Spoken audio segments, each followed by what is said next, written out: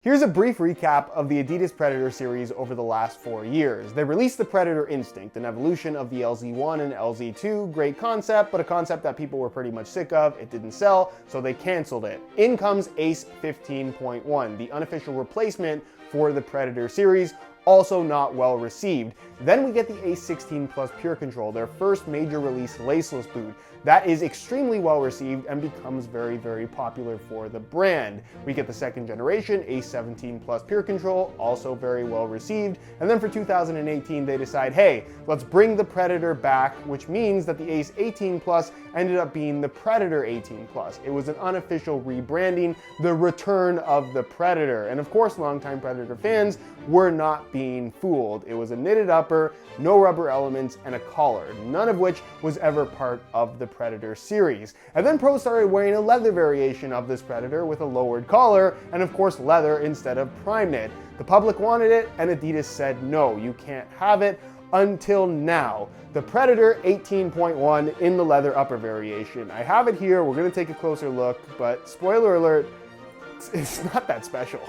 What's going on, guys? Josh from soccerreviewsforyou.com, bringing you my review plus on-feet video of the brand new, but also not that new because it's kind of been out for a long time, mainly in Asian markets, but it's now available to the rest of the world, even though the new Predator 19 is out, so this is kind of an old model, regardless of how you want to look at it. The leather upper variation of the Adidas Predator 18.1. I have it here in the classic Predator black, white, and red, which is the color that all Predators should be in, at least at some point in time, even though many would consider this to not be a Predator at all. However, unlike the Predator 18.1 or 18 Plus, this incorporates a leather upper and of course has the modified lowered collar. Pros have been wearing these basically since the new Predator was launched. People were extremely jealous, but it's finally available to the public. Anyways, in today's video, I want to go over all the details of this pro-issued variant of the Predator 18.1 and talk about whether or not it's actually better or worse than the Predator 18 Plus or Predator 18.1 that we've had access to up until this point. So if you want to learn more about these, including how they fit and feel on feet,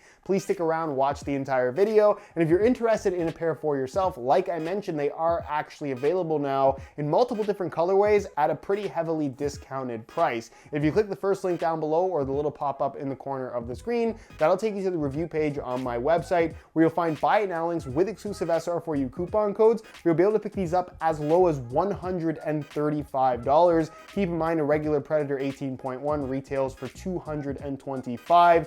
Couple different colors to pick from, and it's actually a really good deal at that particular price. If you guys do end up enjoying the video on these new but old but new boots, don't forget to support it with a like. And if you are new here watching for the first time, don't forget to hit that subscribe button along with the little bell notification so you get notified when the next new video goes live, which happens every single day.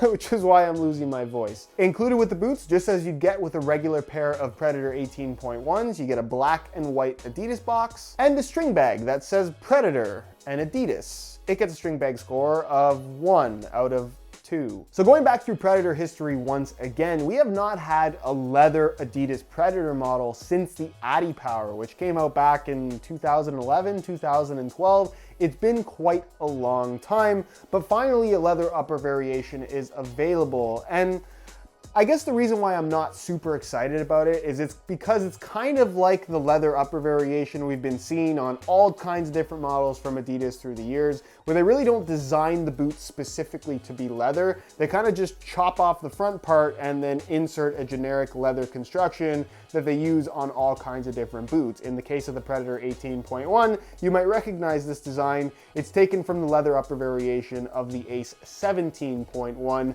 which also didn't see too many different releases, although it was available to the public pretty much from the start. The leather itself, as you can see, is actually pretty decent in regards to overall quality. There aren't any great tech specs on this particular boot because it kind of came out as a pro stock option out of the blue. I'm going to assume that it's kangaroo leather. It certainly feels the part as far as quality is concerned. Certainly not the best quality that I've ever felt with a leather upper. The new Copa 19 Plus and 19.1 has much nicer leather than this, but it still feels very, very good, and of course is going to soften up as you wear them in. You'll also notice that it doesn't have any stitching as a reinforcement. Instead, it has an internal support cage, again, because they essentially just recycled this off of the Ace 17.1. Now you can see where the cutoff point is, where it transitions from leather to the standard prime knit with the control skin covering. It extends kind of on a 45-degree angle, maybe a little bit more extreme angle than that, kind of halfway through the medial side of the midfoot, goes all the way through the forefoot and toe box area, and then cuts off basically at the end of the forefoot here on the lateral side, where the stripes and midfoot area, as you can see, features the same standard construction made out of that prime knit material, the ridge texturing as well, and the control skin covering. And then of course the elasticated prime knit across the top of the foot. The boot does still maintain a one-piece construction. Moving to the rear of the Leather Predator 18.1, something that people got really excited about when they first saw pros wearing these was the lowered collar. A lot of people were upset that the Predator had a collar at all. And as you can see on this leather upper variation side by side with a Predator 18 Plus that has the standard collar, it is significantly lower. Now, does this make for any kind of difference in regards to feel and comfort? Absolutely not. They simply just didn't add as much prime knit material extending as high. It's still somewhat of a mid-cut design as far as how it looks, but ultimately it does not feel any different whatsoever. It's still the same elasticated material. The heel liner is still identical. The construction in the heel with kind of an internal structure, but one that's not overly hard, that's still at the back. There is no difference that you're going to be able to notice in the heel or ankle area, whether you have this version or the standard version with the slightly higher collar. It's more so just a looks thing. And if I'm being honest, maybe an unpopular opinion, I actually think that the higher collar looks better than the lower collar on this particular design. The insole, as you can see, is fully removable. It features a nice synthetic suede liner on top, and it's the same black foam that you'd find on a regular pair of Predator 18.1s. The keyword being 18.1. It's not the Plus model, so it does not have a boost insole. And then moving to the base of the boots, you're gonna find the control frame sole plate that I still think is a little bit too bulky and too stiff for this particular upper. You do have a little bit more padding to this upper with the leather upper variation because of the leather part, but the midfoot and all the prime knit area is still relatively thin. So you do have somewhat of a harsh transition between the front and midfoot area of the boot, in my opinion. Either way, it's not a bad sole plate, just don't expect anything too nimble, kind of like what we saw on the LZ1, LZ2, and the Adi Powers for that matter. As far as the stud pattern is concerned, it's the same layout you'll find across the entire Adidas brand. Not particularly aggressive, but certainly it does get the job done on firm natural grass or artificial grass playing surfaces, although I definitely prefer using these on natural grass rather than on AG. And then finally, when it comes to weight, in a size 9.5 US, the leather version of the Predator 18.1 weighs in at 7.9 to 8 ounces, which when compared to the full prime knit variation of the Predator 18.1 is pretty much exactly the same. There's really no weight difference between the two upper variations, which is interesting because I did partially expect the leather version to perhaps weigh a little bit more. That's obviously not the case. And in regards to the overall feel of the boots, they certainly don't feel heavy, but they don't have a particularly lightweight feel either. Although, if you're really interested in this boot, you're probably looking for a more traditional Predator feel anyways, at which point you probably will find these much lighter than you were perhaps expecting. So as you can see, I swapped out the stock red and black laces, which actually look quite good, for a little bit of a cleaner look in the form of some black reflective SR4U replacement laces that just work well with the mostly black upper anyways. If you guys are interested in a pair of replacement laces for yourself, the website to go to is www.sr4ulaces.com. There'll be a little pop-up on screen as well as a link down below in the description. So if you're interested in a pair, be sure to go ahead and check that out. On feet, these actually don't feel too far off a regular pair of Predator 18.1s. It's a little bit wider and higher volume in the forefoot because of the leather material and slightly different shape that comes along with that. But for the most part, the midfoot, the heel, the main part that's holding your foot in place feels pretty much identical. The lower collar obviously looks a little bit different, but it's not something that feels different in any way at all. And as far as how that leather adds to the overall experience, it's softer, it's more padded, it has a more traditional feel to a certain extent, but again, it's only in the toe box and forefoot area. You still end up with a fairly snug, tighter I don't want to say speed boot-esque feel, but a much more modern feel through the midfoot area, just like you would get from a regular Predator 18.1. So they feel good, but not drastically different from the standard version that we've had basically for the last year. As far as width is concerned, it's going to be pretty much the same as other variations of the Predator, where it's not a particularly wide-fitting boot, especially through the midfoot. So if you do have really wide feet, I still don't think that these would be a particularly good option for you, although they definitely will fit most people.